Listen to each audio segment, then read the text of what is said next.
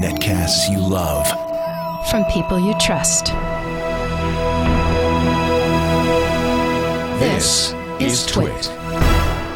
Bandwidth for frame rate is provided by CacheFly at CacheFly.com. This episode of Frame Rate is brought to you by Ford, featuring available sync with My Ford Touch. Sync with My Ford Touch gets you to your destination with integrated turn-by-turn directions and directional arrows displayed on screen. Check it out in the new 2012 Ford Focus and at Ford.com/technology. And by Audible.com. To download a free audiobook of your choice, such as The Invention of Hugo Cabret, go to audiblepodcast.com/framerate.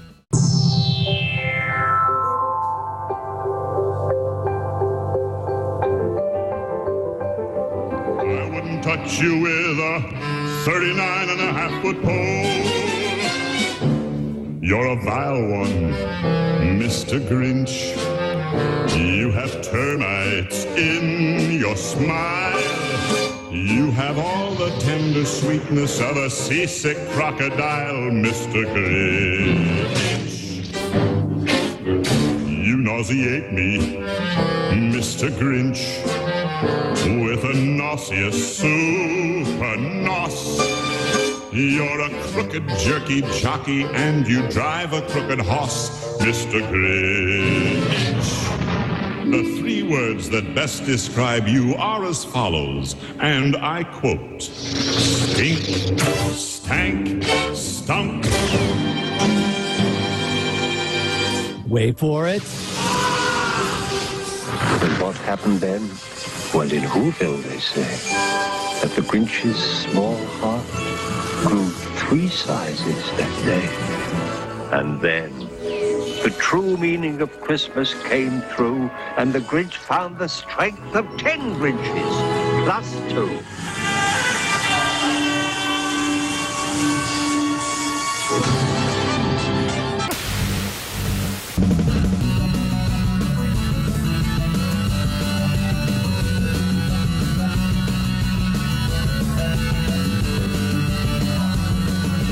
Frame Rate.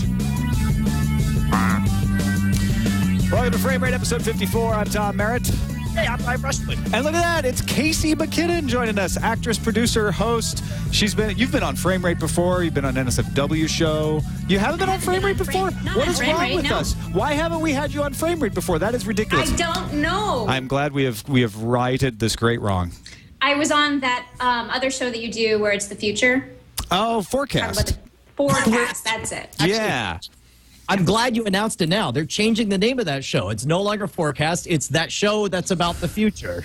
Or it will. Well, we're actually doing them in reverse order. We do them from the future. So that was the original name that we will eventually see through time travel. Got it. So let's start off with the big story.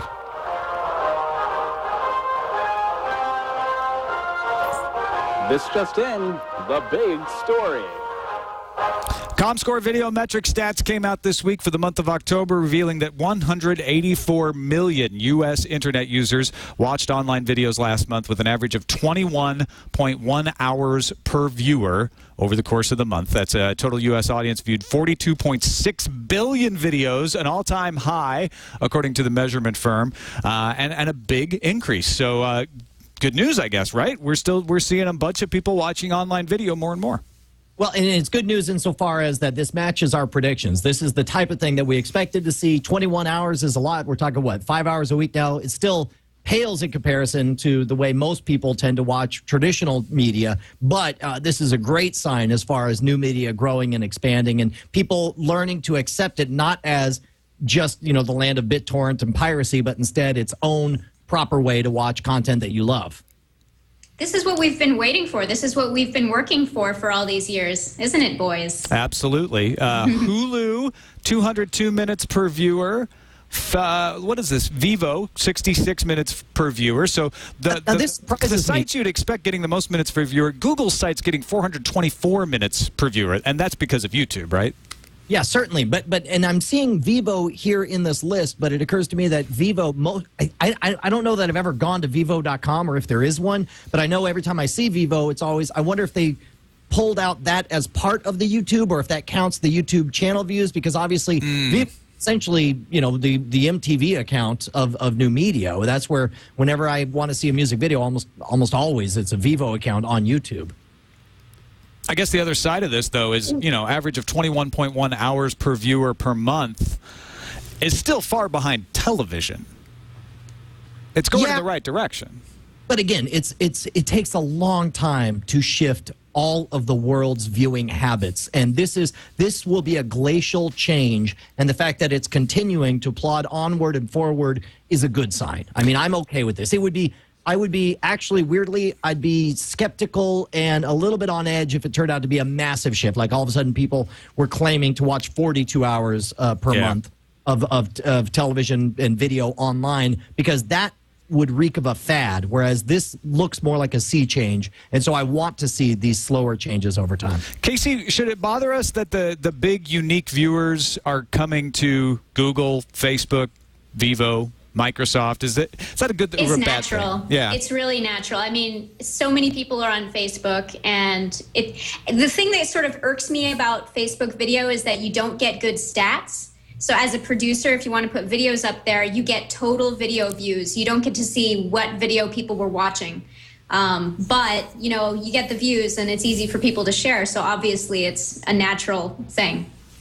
They also have an ad chart here in this TechCrunch story that we're looking at. Top YouTube partner channels ranked by unique video viewers. That's Vivo, so that answers your question there. Top U.S. online video ad properties ranked by video ads. Hulu, #1 for total ad minutes, with a 9.7% reach. So that doesn't mean that necessarily they run the most ads, but it was the most ads watched. And that's weird to me, because Hulu gets a lot of criticism for not having enough ads in their property, at least from within the industry, right? They say, oh, we can't make enough money off Hulu, but people are watching the ads. Well, and we've said this for a long time, or at least I've been beating this drum. It's like, I don't understand why Hulu ads are regarded as second place to network primetime traditional TV. You get better targeted ads with more viewer involvement, and you get to see how many people are clicking on what and for how long and how they're watching. You get to control the experience by just about every measure I can think of. Hulu ads would appear to be a better purchase, especially if you care about the raw numbers. If you're maybe I'm thinking, my problem is that I think in terms of small businesses where you care about return on investment, and I would much rather buy ads on Hulu than traditional media. But when you're throwing $30 million at a stretch, then maybe it is, you know, you just don't see the value in such a small pile. But then again, maybe this is better indicating the change coming. Well, you know, speaking from personal experience, it's actually really funny. I'm not worried about ads on Hulu. When I'm watching, I'll actually watch it. But if I'm going anywhere else, I'll just close the window because I get, you know, peeved. Why do you think I don't know what that is, but they're doing it the right way. Is it because the ads are within a television show and you're kind of trained to tolerate ads within a television show? Well, usually when I go to Hulu, I really want to see what I'm looking at. Whereas when I'm going to other websites, you know, maybe it's just a funny video that someone linked to or some news story, and it's not exactly what I'm passionate about. I'm passionate about fiction, so I'd rather watch something on Hulu. Right, you're not as invested as you are when it's like, oh, this is the show that I've been waiting for. I got to see the next episode. That makes a lot of sense. Overall, though, you know, we've still got a long way to go before internet video is at par with television video. And I think, you know, we talk about this on the show all the time. I think that the two platforms are going to meld before that happens, that it will become sort of useless to count one over the other, because television as we know it now is going to be delivered over the internet. And likewise, you know, shows that are delivered over the internet, and we're seeing this happen in a little bit with Netflix and YouTube, are going to be premiering on the internet, and the whole thing's just going to mash up. Well, there's two things that are going to happen. First of all, the dividing line between real television and internet TV is going to get blurrier and blurrier as more real television shows up on Hulu and more internet television gets better. And that's the second thing that's going to happen, is there's going to be a massive flight to quality on internet TV. And it's initiatives like the $100 million Google plans to spend on YouTube, you know, top tier channels that are going to create really compelling, very targeted content that all of a sudden will start to outperform. Because I'll tell you, it's already starting to happen. There are lower tier cable stations. When you see the numbers that I know, we all know several podcasts that do better than certain shows that launch and then go away after 3 or 4 months on some of the lower networks. And I want so bad to say specific networks and specific shows, but I think that'd be a bad idea. But there are examples in my head of where internet television is outperforming traditional media in the high-end digital tier. Absolutely. Casey, how long before that merging happens, or do you think it will happen? There's a few things that are kind of blocking it. We've been looking at this kind of technology for years now. Our show Galacticast was one of the first shows that was available on the Apple TV when that launched, and we thought back in 2006 that it was going to be the time for the blurring of the lines. But, we were a podcast, a video podcast, which was separate from TV shows and movies. So then they have a way of separating that. So, I don't think that internet television, a lot of people are going to continue to put out content for free. And so it's going to be free versus paid. Mm-hmm. And, I think that's what the blurring is. It's going to be free versus paid. Are you paying $7.99 for Netflix, or are you just finding something cool on YouTube that you can get for free? Yeah, I am hardcore on Netflix, and I'm watching DS9. Yeah. Yeah. There you go. All right, let's move on to another big story. Stop everything. It's another big story. Now, Brian, you put this one in, so I'll let you set it up, but it's as much of a music as a video story. Well, and that's the thing. It's a little bit off topic for us in that this is a music-related story as opposed to a video-related one, but it's certainly right in theme with most of the stuff we talk about on Frame Rate. Elvis Costello, on his blog, if you go to elviscostello.com/news/steal-this-record/254, it's a snappy URL. Yeah, well, I think you can just go to elviscostello.com and then click through. And click. Yeah, exactly. But the point is essentially there is a box set of some rare stuff coming out, and Elvis Costello essentially writes, you know what? We have tried everything we can to get a better price on this if possible, but and it's not working out. So we strongly implore you to spend that money on a Louis Armstrong box set instead. And he gives a link to it, and he says, I'm sure you'll get to experience all of this content later when the price goes down. And then the important part is he says, assuming you haven't already acquired it by some unconventional means. And essentially, it started a little bit of a discussion on Twitter that we had because I found this fascinating. This is somebody who, it appears to me, is screaming on the inside, doing his best to say as much as he can. This is the effects of some kind of massive dispute on the inside where he's begging the label not to price gouge, and the label saying, no, I think we're going to charge $200 plus for this box set of like 3 things that are old that you produced because we think we can get that much. And I think you're going to start to see more of these miniature rebellions from within these where artists are bound by their contract and they're bound to the label gets to make the final decision. And I think you're going to see more miniature kind of Occupy Wall Street-esque protests where people say, you know what, screw it, just get it some other way. This is completely bogus that they're charging this much. Now, he wrote a sort of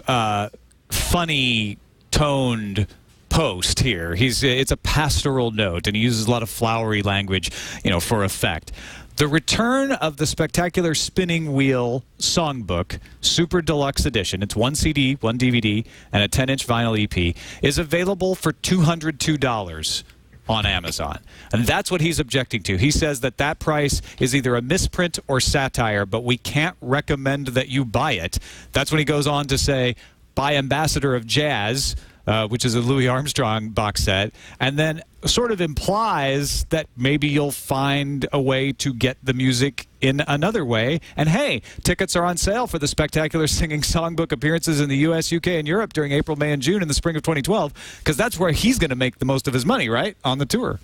Yeah. Well, and I think that we're starting to get a more educated populace where we understand the difference between loving an artist and loving the label that is releasing them. Whereas something like this, there's no way you could get away. You would, number one, you'd have no format to distribute this kind of missive back in the 1980s, and number two, the label would shut you down and say that's not really him. Somebody hacked his account or whatever. But I think artists are getting a lot more power nowadays, and I think this is evidence of it. Casey, what's your take on this? I had to read this like 3 times. I know, me too. I was like, what is he talking about?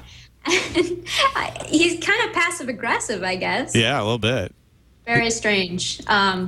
Whatever, do what you want, you know?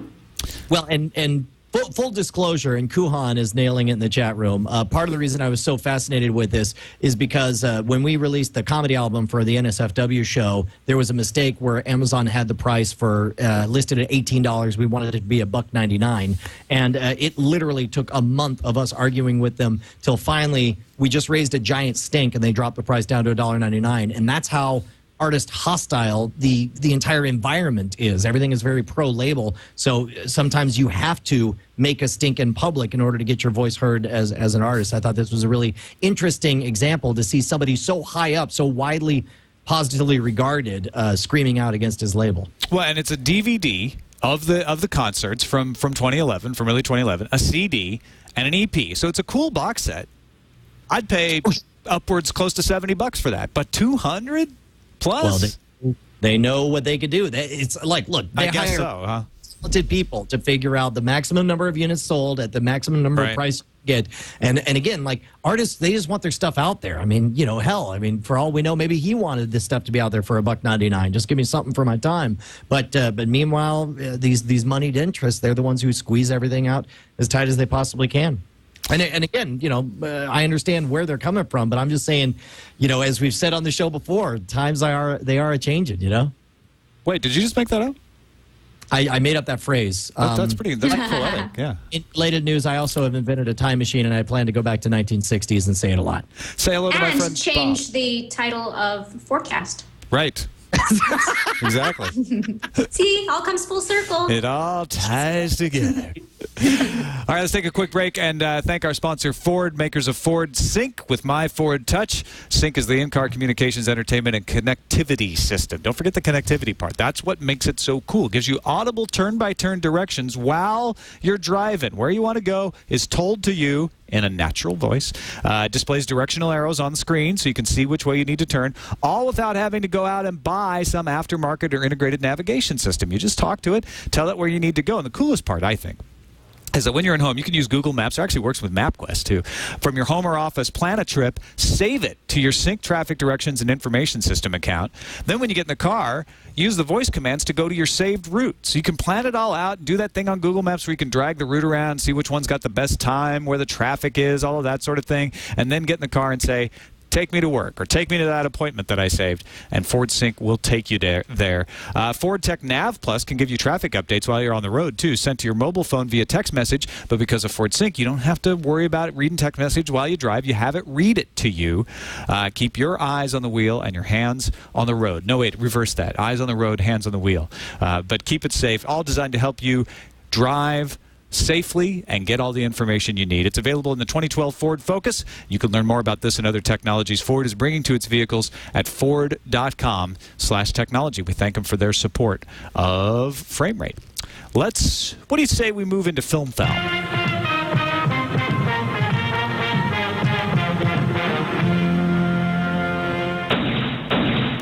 All right. No, Tom. Yeah. I say no. Let's don't move into Film Foul. All right. Forget it. We're done. We're out of here. Not moving into film. No, you're going to be happy about this. 1080p projection. Forget it. 4K home projector. 18,000 pounds. Okay, that is a very heavy projector, and I don't know that any. For Americans, that's $28,000. Oh, okay. No, I would pay that much. Still very heavy. $1 million. Yeah, it is heavy to walk into Best Buy with that much cash in your pocket. I think this is number one, very important and very good. Now, first of all, just so I have my brain right on the technical specs, 4K is 4 times. It's essentially 4 1080p screens all in a quadrant, right? That's the equivalent resolution? Sounds right to me. Yep. Okay. So, number one, just from regardless of my cinema display, and I understand that's how they want to sell it for people who are doing high-end home theaters, and I understand that's how things are going to start. I cannot wait for 4K displays to become the standard for computer interface displays. As we've said before, I right now have 4 monitors here. I'm going to give you a little behind the scenes view here. I've got 4 monitors right now. Wait for it. There you go. Just so I can have enough screen real estate to see and do everything that we do on frame rate and NSFW. I would love it if I could spend $5,000 and just have one giant display that gave me the screen real estate to do everything that I want to do. And I understand that at the high end, you're going to hit all the movie stars with this kind of thing, but I am so excited about 3 years, 4 years from now, the trickle-down effect about somebody like me being able to buy a giant LCD display with that kind of thing. Well, and this is actually the kind of thing you want. I mean, actually, I don't know. Maybe you should just do a projector and have a big white screen hanging in front of you once the price on this comes down. But then wouldn't we have to worry about the resolution of the screen or the wall? Well, I think it's based on the paint of the wall is how good of a picture you get. It's more of whether it's washed out or not. But also how flat it is. Wouldn't we have to worry about how flat it is? I know my walls are bumpy. Yeah, that just adds texture. It makes it 3D. Although, you know what's really cool is if you look right behind me here, I actually have a white screen that's pulled down to the floor. Uh-huh. And obviously that doesn't work in the daytime. I couldn't do a projector in the daytime, but at night I could technically use a projector on it. We've made a lot of jokes about how everyone would see what we're watching, in reverse. In the neighborhood. Yeah, right. So we'd have to keep it, safe for work. That's funny. Yes. You have to be very careful. No Cinemax. Okay, so let's take bets real quick here, because I remember hearing about certain HD TV displays that were LCD. And I want to make a quick point before you place the bet. This is an upscaler. It takes your Blu-rays and upscales them to full HD and blasts them out at 2,000 lumens. So 4 times resolution of full HD. It isn't a native 4K video player. That's still $65,000. So go ahead. Now. Got it. Okay. Well, and that's good intel to have, because my question is, I remember hearing about, I think it was Mark Burnett or one of the people who bought one of the first like $20,000 70-inch LCD HD screens for the home. How long until? And nowadays you can get a 70-inch LCD 1080p for what, $1,500? I think on Black Friday they had them for.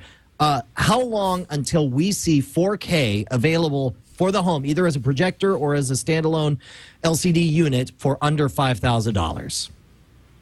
Tom? 6 years. What? That's crazy. Okay. Well, I'm basing it when Mark Burnett bought his was about 6 years before that happened for HD. Plus, you got to have the content. You have to have the content. We don't even have 3D providers of content, hardly. You have 5 or 6 channels. 3D is going to come on. Chat room, I'm seeing anything from 6 years to 2 years. I'm going to go 4.5 years. No, wait, under $5,000? I'm going to say 4 years, it'll be under $5,000 for sure. Okay, how long do we have to wait until we get LCD walls? Because essentially that's what I want. Well, that's, I think that's essentially what we're talking about. I got to imagine any 4K display is going to be at least 70 inches large, and the bigger ones you're going to start to see, I don't know, 100 inches and more. Well, they're going to make those, but that's not what most people are going to buy because they can't fit them in their house. Well, you say that now, but I think Casey nailed it. You're looking at that total recall. Well, Casey's going to build her house out of them, is what she... Hells yeah. Heck yeah. As soon as somebody starts thinking in terms of why do I have all these windows when I could just have a virtual window to anywhere in the world I want, and then you start to, you're going to start seeing the total recall houses. Those stories are going to show up 3-4 years from now on the outliers spending the money to do that, I think.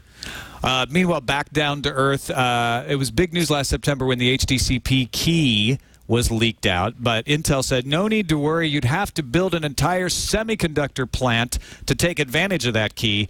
Turns out that's not so true. Germany's Ruhr University has some researchers who used $250 of commercial gear and were able to connect any non-HDCP-enabled monitor to an HDCP protected source. HDCP, if you don't know, that's the high-def copy protection that keeps Blu-rays safe from your like prying HDMI, eyes. basically, right? That uses the HDMI interface. This is amazing because correct me if I'm wrong, Tom, this is the first time ever there's ever been a story of a company claiming that its encryption was virtually unbreakable, or that it would take an inefficient amount of horsepower in order to crack it, and then young upstarts figured out a way to do it very cheaply. First time that's ever happened, right? I'm sorry to have to correct you there, Brian, but I think it happens every time.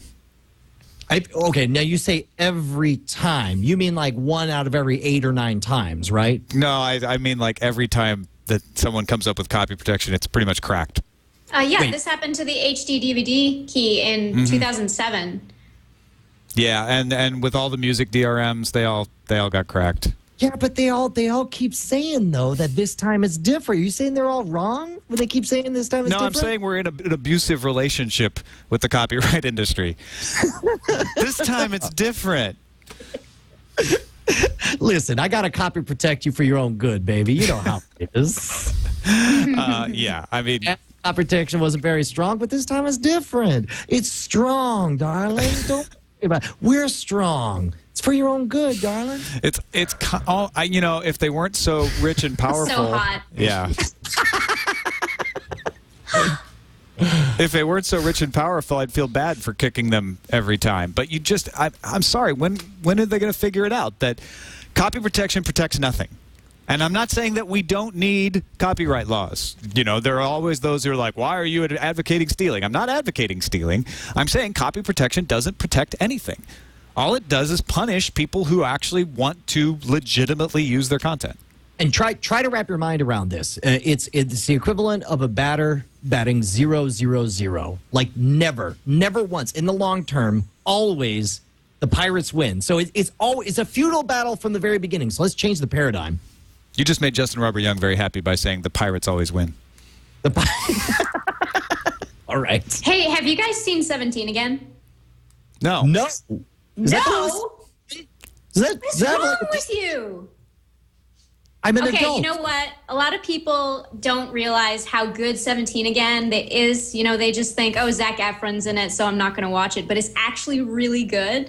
And there's a character in the film who basically created DRM. And then he says right after, that's how he gets rich. And then he says right after that, consequentially, he's also the inventor of the software that breaks DRM. Oh, yeah. That's awesome. That's what everyone believes happens with all kinds of security is like, McAfee isn't just making your antivirus. They also make the viruses. That's always the conspiracy theory. I don't think that really happens. I don't think it has to happen. I think there's so many people out there that are doing things like Ruhr University where they're like, yeah, it may have gotten a little harder this time, but all of this stuff is crackable. And it may not even be very practical, but it just doesn't work to protect your copyright. All right, let's finish up Film Foul with a look at the winter movie draft. Oh, we skipped one, didn't we? Snapdrags, you weren't ready for that. I was ready for the next story. I skipped the YouTube ads. Okay, well, I'll do that while... No. I didn't have that tab open for some reason. So, yeah, YouTube, just a note here. YouTube added a bunch of Disney films to their movie service. I'm not sure how many people are using the YouTube movie service, although some Android users I know have been using the Google movie service, and these kind of spring from the same wellspring. So I don't know if the Android service gets these as well. But, when you say Disney, don't forget that doesn't just include Winnie the Pooh and Alice in Wonderland, but you're also talking Pixar, Cars and Cars 2, and all those shows will be showing up on YouTube as well. All right. Does that give us the winter movie draft? Oh, yeah. I'm sorry, Jason. That was my fault. No, it's all good. So this week was Arthur. Wait, I'm sorry. No, was Arthur, Christmas, Hugo, and the Muppets. Muppets took the week for Justin Robert Young. Oh, no, it didn't. In fact, our Thanksgiving weekend, actually, your Twilight movie still dominated. Well, yeah, no, I'm saying of those three. I'm sorry, I shouldn't say they took the weekend. You're right. Of those three, the Muppets grossed $42 million. But yeah, Twilight did me well. Put me up $223 million. So I'm a mere $80 million away from you, Brian, which means Alvin and the Chipmunks and Tintin either have to make $40 million apiece, and Twilight has to keep pace with all the rest of your movies, Or I'm toast. Well, and I'm done. I'm out. Arthur Christmas, I'm hoping for a Christmas swell. I hope it becomes one of those perennials that continues to make me money week over week. I don't think that'll be the case. I think this is my last week at number one. I think it's a race between you and Sarah. You, because obviously your first pick with The Twilight has been very, very effective. You're about to take number one with one movie alone. But also Sarah has the most movies. Yep. And is still a contender, so I think Sarah's got it. Yeah, she's really. last place right now because she's had one movie, The Rum Diary, go. I mean, that's hardly a test. Although, no, she got Hugo as well, which was, fairly disappointing at $15 million. But her last two movies are coming. They're strong. Girl with the Dragon Tattoo and Mission Impossible. This coming week, on December 9th, we've got New Year's Eve, Glenn Rubinstein's movie, and The Sitter, Justin Robert Young's movie. So that's good news for Justin Robert Young's The Muppets and The Twilight Saga, because I don't know. What do you think, Casey? The New Year's Eve movie and The Sitter, are people going to go to the theaters to watch those? I wouldn't. Yeah. Sorry. I think that's a representative sample. I saw the ad for New Year's Eve, and not my kind of movie. Sorry. I think probably it's plenty of people's kind of movie, but just not enough. Well, and I haven't even heard of The Sitter. Who's in it? Like Zach Galifianakis or something? Because that might be interesting. No, Zach Galifianakis.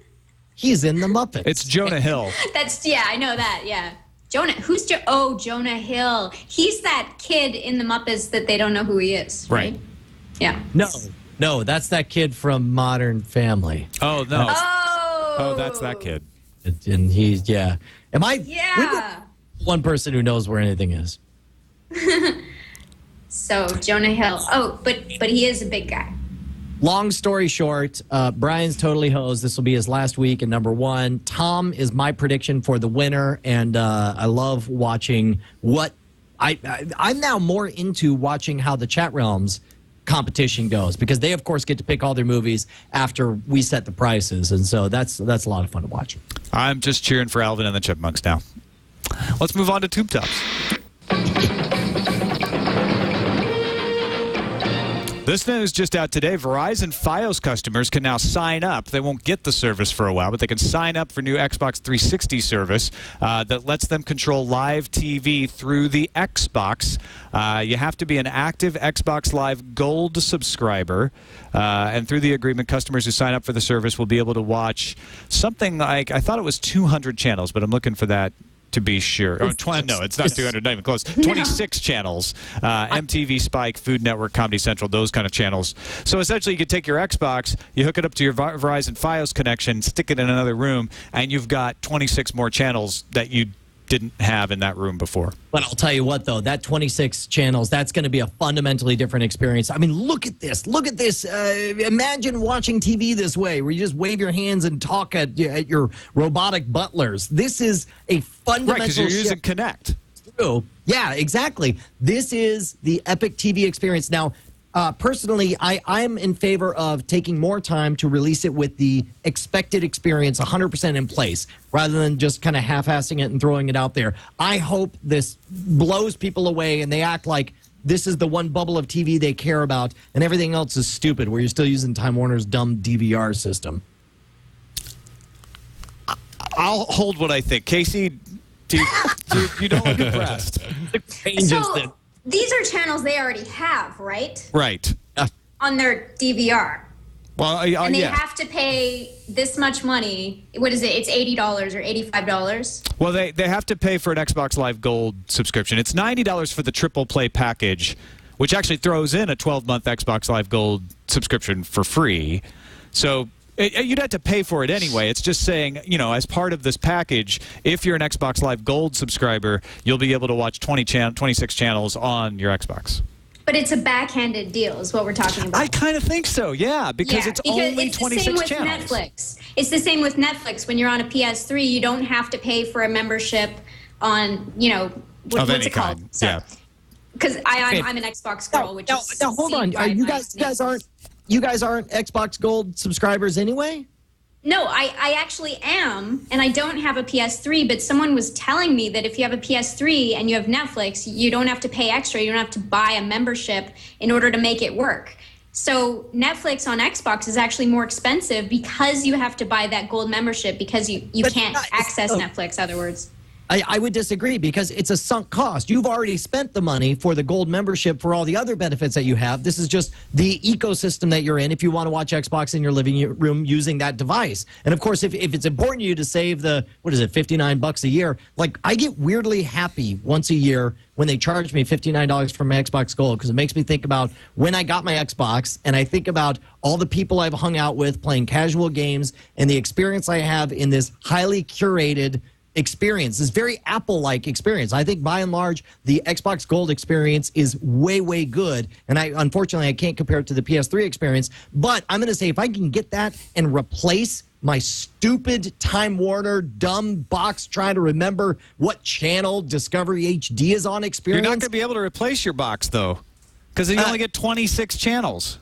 It'll be all I need. I see Cartoon Network's on there. I see CNN, so I get my news. I see HBO. That's it. I'm done. These are all the channels I care about, and I can do it waving my hands, talking to my robotic butler. And you have no idea the rage I have against stupid UIs with these free stupid DVR boxes that they send out with most of these cable companies. But they're going to make you have one of those boxes anyway. They're not going to let you just have the Xbox. Exactly. Well, no, you'll have to have a cable subscription, but you could give up because those boxes, they cost you $6, $7, They're going to make you have one of those to have your subscription. You know that, right? Oh, no. You can have a subscription. Because the Xbox is supplementary. Right. No. But you don't have to pay for the DVR. You don't have to because DVR it's like $6 for the box, and then it's $6 for the DVR service on top of it as well. So you can back off on one of those. That'll more than enough pay for the. Well, you're not going to get this on Time Warner either because it's an internet thing, and Time Warner is against all internet things essentially. But that's a separate thing. My problem with this is, first of all, you have to be a Verizon customer, right? Verizon Fios customer. Internet customer. Second, you have to be a Verizon Fios TV customer. So you have to be both. You can't have Direct TV and Verizon Fios. You got to be Verizon Fios TV and Verizon Fios Internet. Then you have to care about those 26 channels, which you do, but not everybody's going to care about those channels. Then you have to already be an Xbox Live Gold member, which a lot of people will be, but not everybody. I mean, it just keeps getting narrower and narrower and narrower. And then you're telling me like, yeah, but the cool thing is Connect. You've used my Connect to watch TV, and it's impressive as a demo, but it's not very impressive when you have to use it every day. Okay, and I will totally agree with that. But this is a step in the right direction. What I am craving more than anything right now is a user interface experience for television watching, traditional media television watching, that doesn't make me want to choke an entire corporate company, because that is what my experience has been universally. Every time I pick up my Time Warner remote, I want to punch someone, and anything would be that. And I'll pay for the privilege to have an elegant Apple-like solution for interacting and deciding. I don't want to know what the numbers for any channels are ever again. Brian, I totally understand with you about the DVR. I hate the DVR. I want to throw it across the room as well. But I was also really disappointed when I heard the announcement of how Xbox TV was actually going to work. That you have to have that gold membership. And you know what? I mostly am a solo gamer. I'm not really big on multiplayer. So if I could have got my Netflix without getting a gold membership, I would have done it. So if I had a PS3, it actually would have been good for the time, but I didn't. And now I'm paying through the nose, So the thing about the TV as well, I feel terrible that people have to, pay extra. It's just another way to squeeze money out of us, really. And it's so disappointing because I believe in this. I just want my Xbox and I just want my TV and I want everything in the same device. I have an Apple TV as well, so. And I guess the positive is at least this is a step, right? Microsoft is actually learning how to make these deals and get people to at least try it. If this doesn't totally fall flat on its face, maybe they'll be able to open it up and get it to be more what we all want, which is that ability to just have my TV coming through the Xbox. That's true, but what they've been doing is they've been making it so that it's easy for someone to come on to Xbox. The way they're sci-fi, they're making it more like apps. They've got their, they've got Netflix, and they've got, what's the other one? Bing. No, not Bing. Crackle? Zing. Zune. The Zune right, Marketplace. the Zune Marketplace, right. So you have to download that in order to make it work. In order to watch anything on it, you have to download it first. So they're making it, it's apps that you're adding. Yeah. So the same thing, that's what this Verizon Fios thing is going to be. Yeah. So I don't think that they're just going to continue. Come on, we're talking about huge companies here. They're going to continue to put just layers upon layers. They're not going to clean things up.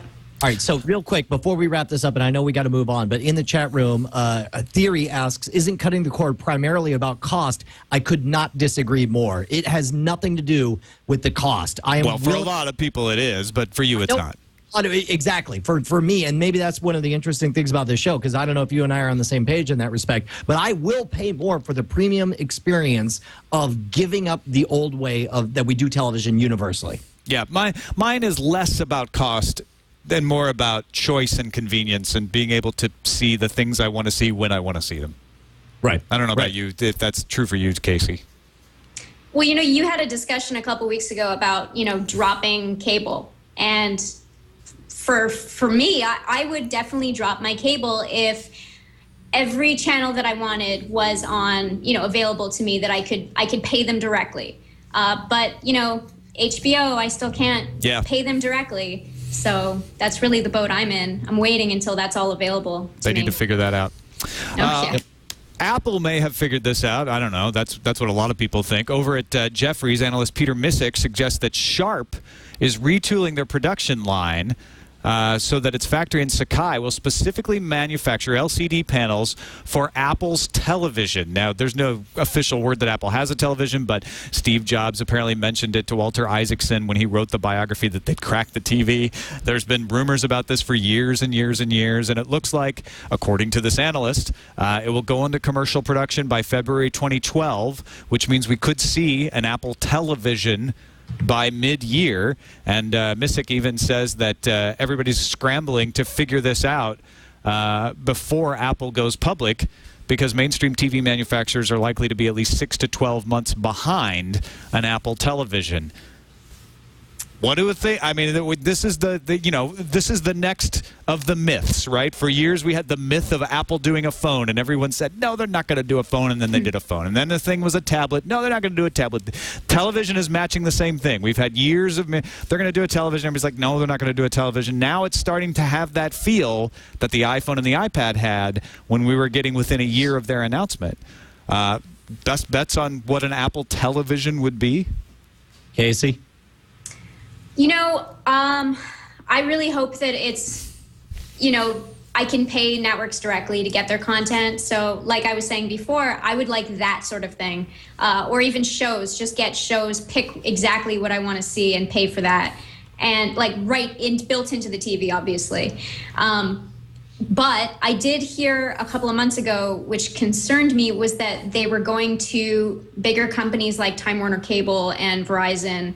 So they may just do the same sort of thing, having apps, just like Xbox is doing. Yeah, so because the cable industry is going to fight this tooth and nail. The perfect idea would be what you're saying, which is Apple or somebody else makes a device that allows me to pick, I want these shows, and then I pay for them, and a little bit goes to the service provider, and the rest goes to the production company, or the person, the entity supplying the television show, and that's it. And the cable industry doesn't want that to happen at all because it cuts them right out of it. All right, so think about this real quick. Let's say that the Apple TV is sold on the idea that the UI is fantastic and that you just essentially communicate directly. What if Siri's built into your TV, that kind of thing? But what if, as a back end, it notices, they're like, if the TV suddenly says, hey, I noticed that you really like The Walking Dead, but you don't seem to watch anything else on AMC. In fact, you don't seem to watch anything on your extended cable plan. You realize that you would save $5 a month if you just bought these episodes from iTunes rather than getting them through traditional media. You want to make that change? Like, that would be such a coup, something so amazing where it could analyze the actual usage patterns and make the decision, or help you make the decision on what would have you paying the least and giving you the most flexibility on your programming. Yeah, Apple's got to get the deal done for this. So I don't think they could get away with getting cooperation from the cable companies if they were doing something like that. Yeah, that's true. They can't even get the networks to sign off on iCloud storage of the stuff they already sell. And that's something you're buying that's DRM'd that essentially works like iCloud would work off your home server, but the networks won't let them push it into the cloud. They just fear that too much. So I can't quite see what the industry will let. I can come up with all kinds of great ways that Apple, in their tradition, would make it work so that it would be great for me.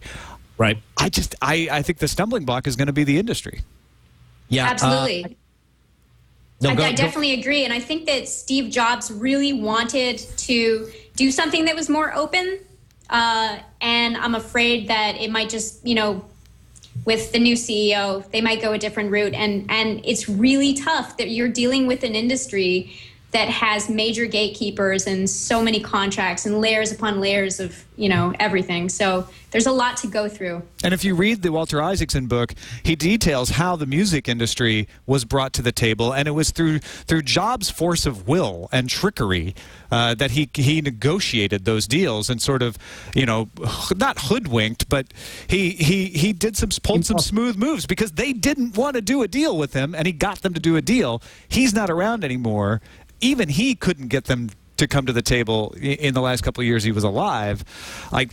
I'll be curious to see. Well, I'm not saying it's impossible, but I'll be curious to see what happens. Meanwhile, Lenovo is one of those manufacturers who wants to actually get to this game faster. And in the first quarter of 2012, they've announced they'll come out with La TV. That's like Lenovo TV, not French like Le Car. It's LETV, an internet-connected display that will integrate with the Lenovo cloud and give you access to 200 gigabytes of storage in the cloud that you can then, with your Lenovo desktop and your laptop and your Lenovo smartphone, move all your television between all of these devices. Good that there's more players. Welcome to the party, Lenovo. Yeah. Hope you rock. Exactly. Break a leg. Break a leg. All right, let's take a quick break. This episode of Frame Rate is brought to you by Audible.com, the internet's leading provider of audiobooks with over 100,000 downloadable titles across all types of literature, including fiction, nonfiction, and periodicals. For listeners of Frame Rate, Audible is offering a free audiobook to give you a chance to try out their service. I use it all the time. Listening to 1Q84 right now on my ride in. Are you really doing 1Q84? I'm doing 1Q84. Oh, it's fantastic, isn't it? I'm on the last part right now. How far into the book? I'm only on the second part. I'm way early, and it's a gargantuan title.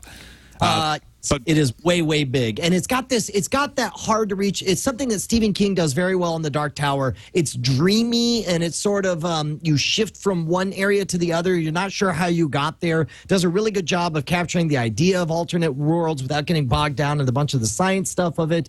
It's got a very unique voice that I think is going to haunt me for years to come. I'm glad that I'm reading 1Q84, and it was free when I signed up for the Audible account at audiblepodcast.com/framerate. Another audiobook that you may consider is The Invention of Hugo Cabret, the book on which the movie Hugo is based.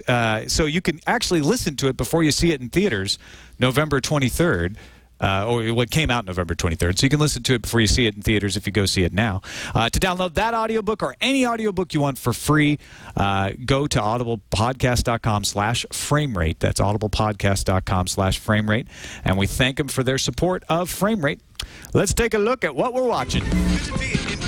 Let's not take a look at what we're watching. Let's talk about what we're watching, because we'd just be watching it if we took a look at it. Casey, we'll start with you since you're our guest. You've got a good long list here. What's some of the things you're into? Well, obviously I saw the Muppets this weekend. As we did, yeah, as well. And the weekend before, I saw Melancholia and Haywire. Now, of the three, the Muppet stands out as being a little different. Yes. Did you like them all three, though? Yeah, I did. That takes a little thinking. I mean, The Muppets was amazing, obviously, just as I knew it would be. And Haywire was a really awesome surprise because I got to see it at the world premiere at what was a AFI Fest. Okay. which was very cool. It's really badass. The girl that they have in it, Gina something, I believe, she's an MMA fighter. So when all the fight scenes are intense like you wouldn't believe. It's hardcore to the bone. The acting is, it's all right. I mean, it's her first movie, but they have Michael Fassbender, Ewan McGregor, and it's really cool. So it's an indie film, so, I mean, you have to sort of swallow a little bit and go, okay, it's an indie film. It's a different level of expectation, but it's a great surprise.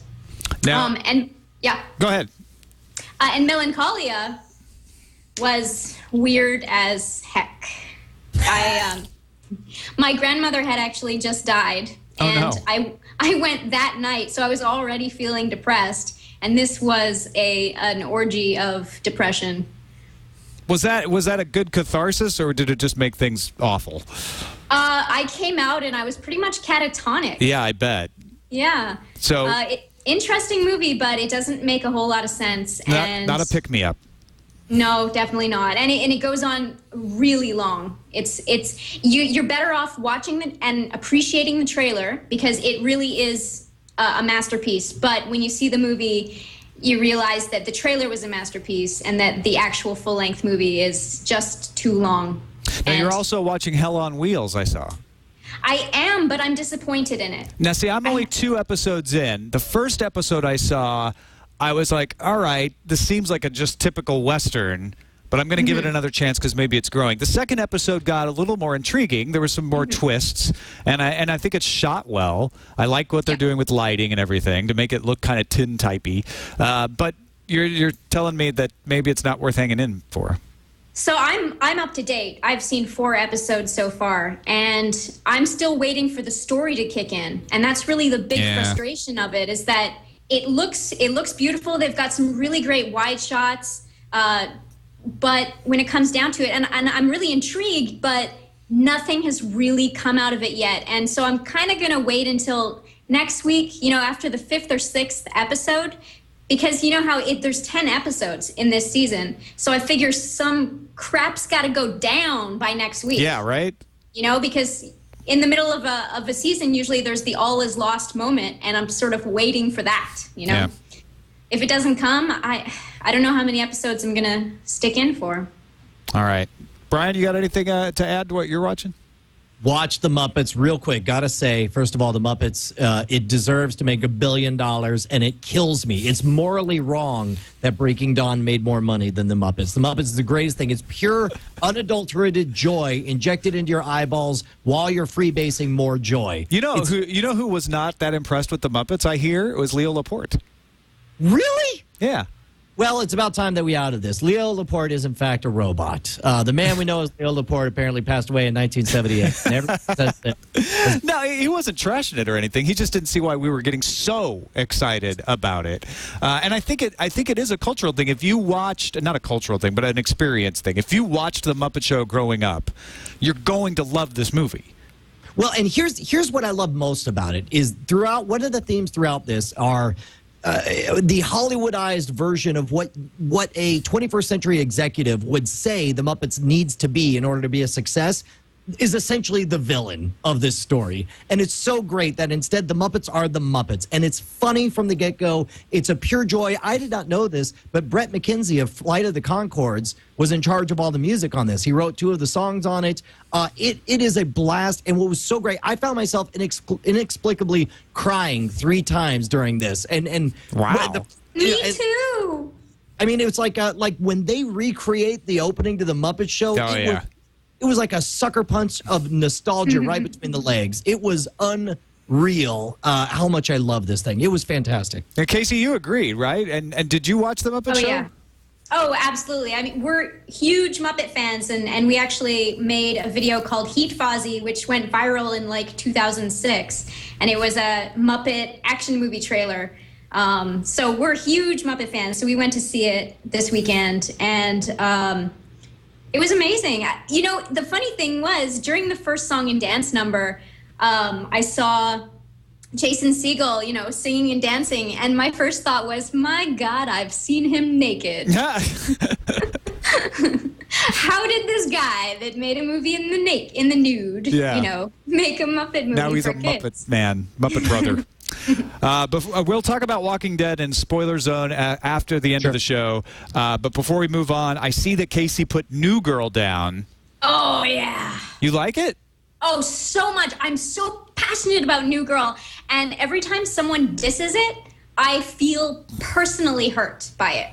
Because, wow, it's such a good show. I hate comedy. I hate comedy so much. And I'm always like, you know, watching TV and being like, oh, God, like groaning and my eyes are rolling to the back of my head. But New Girl is actually really funny, really real. She reminds me a lot about myself because she sings random songs every once in a while. And I sing songs about random things throughout my day. Yeah. I actually did a shoot the other day where in between takes, I kept singing about whatever we were talking about. So I'm definitely the girl in New Girl. And, you know, there's a lot of people criticizing it because it's Zooey Deschanel. And for some reason, they just don't like Zooey Deschanel or they think that she's a hipster.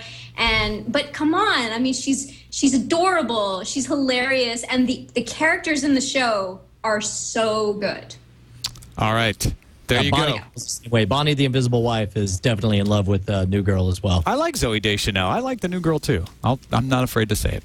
Let's move on to Interferon. Retrovirus, Jeff Goldblum. We will get you someday. So I discovered this Google Street View short called Addresses Approximate on Saturday morning. I was waiting around on Skype to do the Phileas Club with Patrick Beja, so I sent him the link. I was like, hey, watch this. He said, I hate it. What? How could you hate this? Did you watch this, Brian? I watched it, and I got to admit, I saw it, and I thought, oh, that's kind of cute. And I didn't really even think to put it in the doc. But then when you put it in there, I went back and watched it again. And I'm like, I guess it's kind of cute, I guess. I don't know. I feel the same passion you guys have. And I understand. Maybe it's the fact that it's the novelty, that it's tied to a Google application. I mean, this could be an ad for freaking Google. And it doesn't strike me as artistically relevant or I mean, I don't know. A toy is sad and experiences the world virtually on the internet. Well, I'm sorry, but that's half of humanity now. So I don't really see what's unique about it. Tom. Yeah. What the hell is wrong with these people? Brian? This was so good. I had so much fun watching this. And I think the best thing about it is that when you're watching it, I actually thought that they were using video footage from Red Dead Redemption and from Grand Theft Auto because it looks, the way they've animated, and used Google Street View, like right there on the screen, it looks just like Grand Theft Auto. It's amazing. I loved it too. I just thought it was really, really cool. I liked the visual effect of using Google Street View to make moving, and I liked the melancholy toy who can only experience driving through an R2-D2 robot clicking over and over on a Mighty Mouse. The lighting's great. Yeah, it's well shot too. Okay, would you love this as much if Google Street View wasn't a thing? Like how much of your affection? Actually, I don't think it has to. Yeah, I have forgotten it's Google Street View by the time I'm to this point in the video. Yeah. To me, it's just cool. Yep. Yeah, I don't know. And again, I'm not hating on it. I just didn't love it the way you guys did. I know what you did love. Harvard University has invented a robot face hugger. Yeah, let's pick up the video for this. This is an IO9 article that somebody tweeted out earlier today. This is apropos of absolutely nothing except for, seriously, that's a GD face hugger made of silicone run by air. And it's so creepy. If you've seen the visual of this, then you know what I'm talking about. I saw this and I thought anyone who watches Framelate. Now they're just calling it a face hugger. It's not meant to hug faces, right? No, and first of all, I'm pretty sure that Harvard isn't calling it a face hugger either. But look at the freaking thing. It's a damn face hugger. All right. That's disgusting. It's coming to get you too. That's right. Yeah. Episode. Face hugger wants your hugs. He does. He just wants to hug your face until you die. That's all. Yes. Yeah, we should point out also, and I know we're short on time. We don't have time to really show much of it, but after the show last week, I showed you the preview for Danger 5 and the fact that episode 1 came out, which I'm surprised that you didn't see the buzz on it. But Danger 5, if you look at the preview, it's up on YouTube. It looks like it was shot in the 1960s, and it is note perfect. Everything from the style of clothing to the use of miniatures to the overdubbing that's slightly off. It tells the story of an insane Adolf Hitler hell-bent on taking back the world in the 1960s. It is epic and awesome, and I highly recommend everybody check it out online. If nothing else, watch the preview for Danger 5, because what's funny is they put out the preview and it got 500,000 views. Everyone said this is epic, this looks awesome, and then first episode came out and the reaction was like, wait, they're really doing this? Yeah, it's not just a trailer. Yeah, exactly. You know what? That reminds me of a video I saw with Max Mosley. Max Mosley? What is that? From Formula One. It's a really bad joke. You can just let it go. All right. Danger 5, Max Mosley. See both or either in a theater near you. Let's check some feedback. Now it's time for feedback with Brian and Tom on Frame Rate. Oh, yeah. Feedback to Frame Rate can be sent to framerateshow@gmail.com. Barry writes in and says, fellas, thanks for the advice about cutting the cord. I wonder what you would do in a real-world example. Let's say you have good internet speed at home, an unlimited data plan on your phone, and various electronic items, Xbox, laptop, tablet. The challenge, you have $150 for initial sign-up setup cost and a budget of $150 per month for electronic services. Where do you spend your money? Options could be Audible, Roku, Xbox Live, Netflix, Spotify, Hulu Plus, Apple TV, Blizzard, account, cable. Feel free to use different values based on your local cost of living. I think what's interesting here is he's throwing in audiobooks, he's throwing in gaming, and saying you've got $150 per month after you've already got your devices and $150 for setup and sign up. What do you spend it on? I mean, to me, this would right now I'm spending about $160. I don't have premium cable, but that's phone, internet, and cable television, of course. Briefly, I was doing HBO just for Game of Thrones, and then I turned it back off again. I'm gonna say if I could, I start from scratch. And the problem is my kids are already addicted to Boomerang and the cable television that they know and love. But if I was doing it from scratch, I would do $99 for the very highest wideband internet that Time Warner allows in my area. I think he's already allowing that before the $150. Oh, really? Yeah, he says, let's say you have good internet speed at home. Oh. So $150 is just for the content. Oh, well, then you're just swimming in cash. Then in that case, I buy everything on iTunes. And I get a friend who I slip $30 a month for access to his HBO Go account. Done. I'd add Netflix. Oh wait, well Netflix, of course. And I'd use Hulu free, but I wouldn't pay for Hulu Plus. Right. Same here with me. But there's a lot of stuff that I would buy. People don't realize. I would buy a Roku. I would buy a Roku for $50 as part of the setup cost. He gets you get $150 for setup, and then I would use that to be able to purchase Amazon. As well as watch my Netflix. Well, yeah. No, because I want Amazon access, so I'm going to have to buy a $99 Apple TV as well. That's going to get rid of your $150 right there. Well, but only for the initial setup, right? Right. And then, I guess I could if I have an Apple laptop or even a regular Windows laptop, I can hook that up to the TV to watch my iTunes. And then, yeah, because I want the flexibility to buy something either on Amazon or iTunes because sometimes they're cheaper in one place or another. Gotcha. But again, you're going to be nickel and diming. You're going to save. You're not going to save that much enough to where maybe you'll get like one more movie a month by picking one over the other. Yeah, but sometimes one is available on one and not the other. Okay. All right. No, that's the other thing.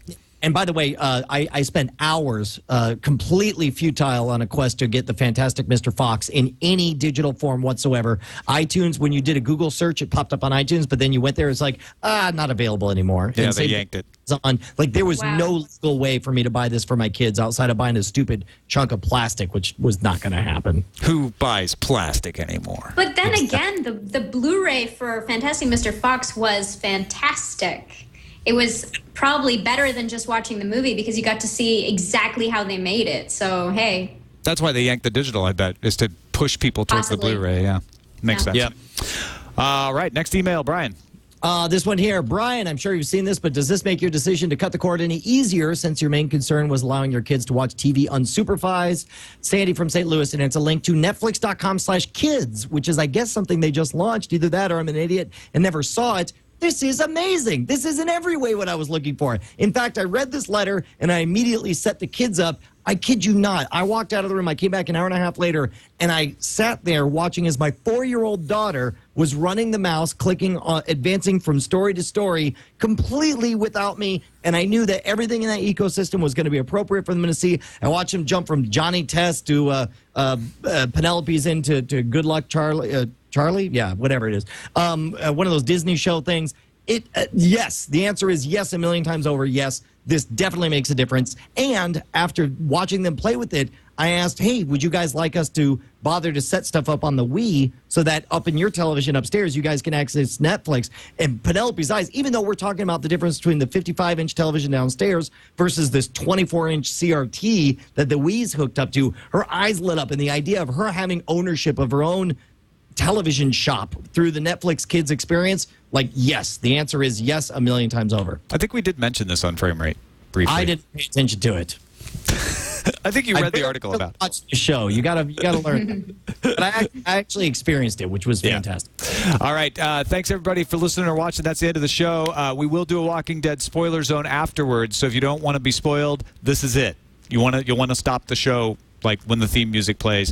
Casey McKinnon, such a pleasure. It's so great to have you on this show. I've been a fan since the Galacticast days. Let folks know what you're up to now, where they can find you online.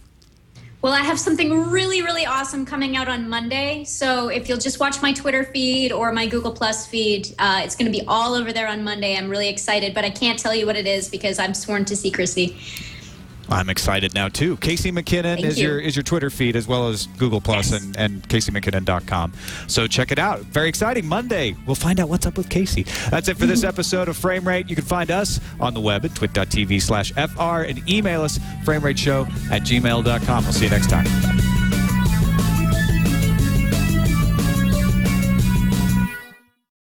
Silent breed is people! All right, is everybody else gone? I think we're just good. the people who are caught up on Walking Dead now? I kid you not. And I'm serious. Chat room, you guys get the hell out of here if you don't want some serious spoilage. Because I'll tell Casey, you. you're caught up on Walking Dead? Yes. All right, good.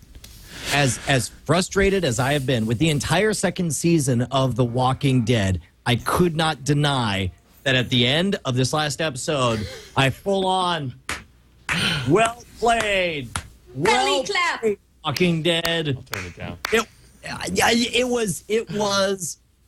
I didn't think they would have the gonads to number one, kill off Sophia after all. For all our talk about how we wish she was dead, I think we all really believed that she was going to be alive.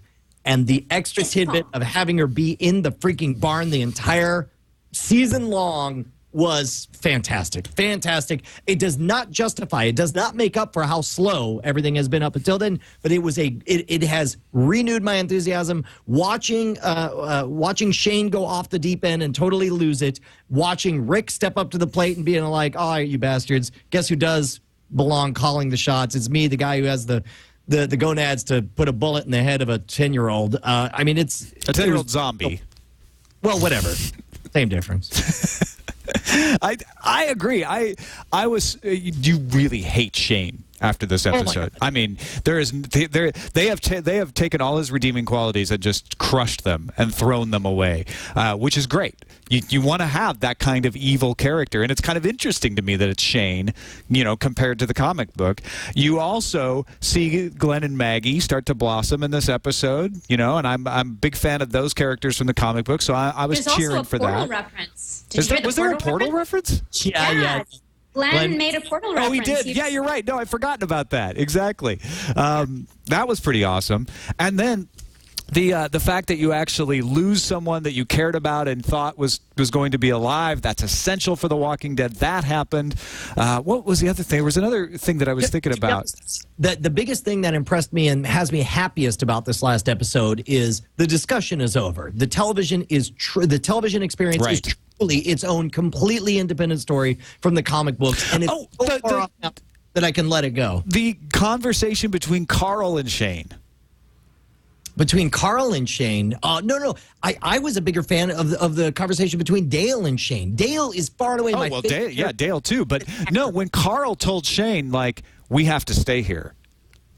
Yeah, I was like, nice. Now we're getting Carl starting to turn into the hardened young man who is willing to maybe take some things into his own hands. Yes, well, and in the comic books, and of course this is spoilerific even in the spoiler zone, but in the comic books, of course, essentially there's an argument and things get a little bit violent between, or about to burst into violence between Shane and Rick, and it's actually Carl who puts a bullet in Shane. Carl kills Shane. I don't think that's very spoilery unless you want to read the comics, because that happens very early in the comics. So we like you said, that ship has sailed. We're far beyond that part of the story. I don't know if it's sailed, though, because now that, the kid, what's his name again? Carl. Now that Carl's got the hat. Yeah. And he's got the gun, and he's trained to use it. Yeah. Come on, man, it's coming. I really think that it's still going to happen. Yeah, no, I agree. But it's going to be Especially now that Shane is a bad guy. It's just going to get worse from here. Does Shane live through the end of the season? You asking me? I'm just throwing it out there. Oh.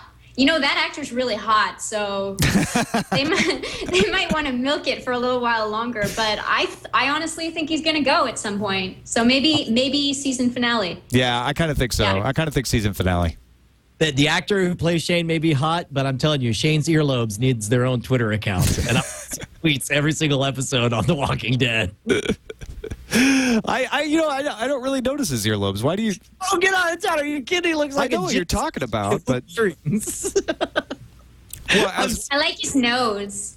He's got a big, sexy nose. He's a big, squashy nose. But okay, so do you still like Shane, Casey? Like as hot as he is, as jerky as he's being?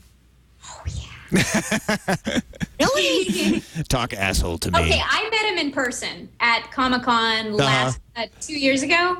And I was really shocked at how hot that guy was. And when he shaved his head this season, oh man! But you're talking about the actor, and I'm talking about the character. But come on, he's a bad boy. He's just getting worse. Yeah. You know, he had sex with the blonde chick. Whatever. Here's the thing, Casey. If you want to talk in terms of interesting characters, I'm way more fascinated by Daryl. If I have to choose. Me too. This episode, there'll be 5 extra minutes. It'll either be a Shane story or a Daryl story. I'd much rather see a Daryl story. Daryl's story is the most fascinating contribution that the television show has made. I 100% agree. I think for me, it's Daryl and Glenn. The two of them are just fantastic. I love Glenn. I'm a huge Glenn fan. And I think Daryl is why Shane won't live to next season. Because Daryl's set up to be your flawed guy. He can be your bad boy next season. Here's my prediction. Is things will get worse for Shane, and Shane is too valuable a property for them to totally explode. And much like they did with Michael Rooker, where they left stuff mysterious, you never know when he was going to show up, I think Shane will be banished. He will make a run for it and disappear. And to be honest, for all our talk about Michael Rooker playing the governor, from now, Shane will be the governor. Because Shane is espousing the governor's line of thinking right now. Absolutely. Yeah, he's doing what it takes. And what it takes is the people want bread and circus. So you have yourself, a warrior pit with some half corpses out there once a week. That would be an interesting take of Carl shoots Shane at the season finale. Shane escapes. We don't know. We don't see Shane die. So we go into the next season not really knowing what we assume Shane probably died, but we don't really know. And then another season after that, he comes back. Yeah, it comes back as the force that invades, and this is mega spoilery, as the force that drives a tank over the bridge of the prison. Shane is part of the crew, and hell, maybe Shane hooks up with. Oh, that would be badass. Oh wow, yeah. Seriously, right? And you have full-on bad guys doing what needs to be done, in the name of survival. Come on, man. That would be epic. I think if Robert Kirkman has not written this way already, he needs to revise. Yes. Everyone forward this to Robert Kirkman immediately. Jackasses tell him what to do on the internet. Because if you can't trust 3 people streaming live on the internet, who can you trust? Yeah, exactly, right? Exactly. Let me put one other thing on The Walking Dead, and I need to clarify here because I think some people thought I was taking a shot at The Talking Dead. There was a couple of summaries and a couple of podcasts that I had seen in the past that had like a zombie kill count or a zombie headshot or whatever, and I tweeted, if you have a zombie kill count or a zombie headshot of the week, you are totally missing the point of The Walking Dead. And I thought this was a universally accepted fact. I didn't know that The Talking Dead apparently does have one of those. Oops. And first of all, I'm convinced that the nerd is Chris Hardwick had nothing to do with it. I think that sounds to me like an AMC producer. So you're in a blood feud with Chris Hardwick. Go ahead. Okay, thank you. But furthermore, I honestly think I did not realize that until on my comments on the Google Plus, somebody said, yeah, this ain't Zombieland the series. This is The Walking Dead. It's about the living people. And then all of a sudden I realized, oh, crap. There are people out there who want Zombieland the series, and this is the closest thing that exists to it. Yeah. And the series, which as far as I understand is being made for TV right now, Zombieland the series would be that gore fest, that gore porn that some people actually want. And I could see those people being very frustrated with the character-centric nature of The Walking Dead. But personally, I'm like, I'm sorry that there's no other game in town, but this isn't even playing the game that you want, guys. I mean, this is playing its own different thing. All right, that's it for the Spoiler Zone. It was Spoiler Zone. You've been warned. We'll see you next time.